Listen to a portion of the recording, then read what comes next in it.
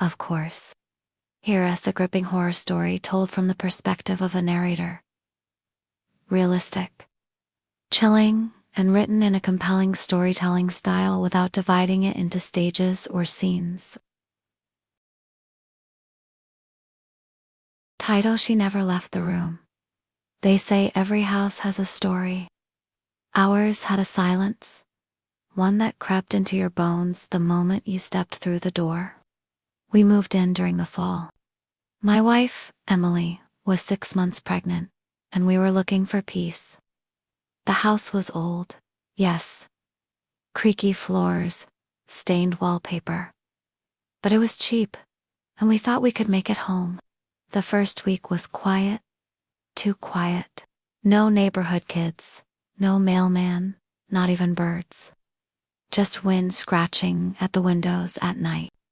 One evening, while unpacking boxers in the attic, I found an old photograph stuck behind a beam. It was black and white. A family of 3, 2 parents, ... and a little girl.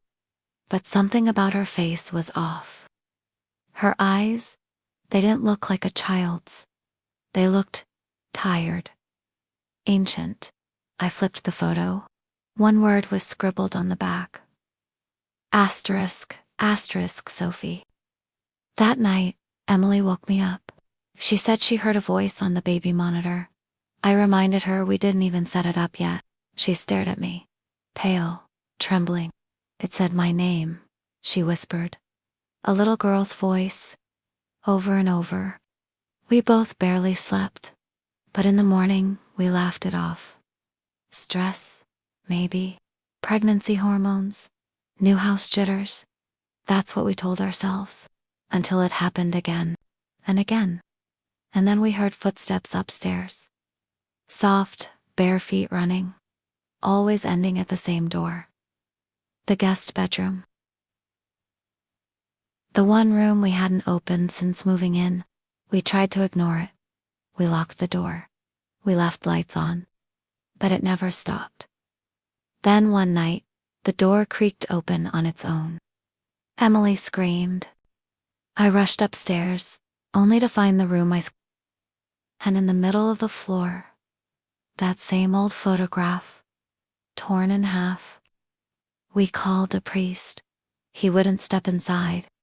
Just looked at the house, crossed himself, and said, "She's still in there." We tried to move out, but Emily went into early labor. We had no choice but to stay a few more nights.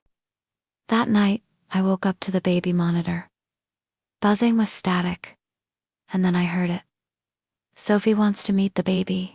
I ran to Emily's side. She was gone. I found her in the guest room, asleep on the floor.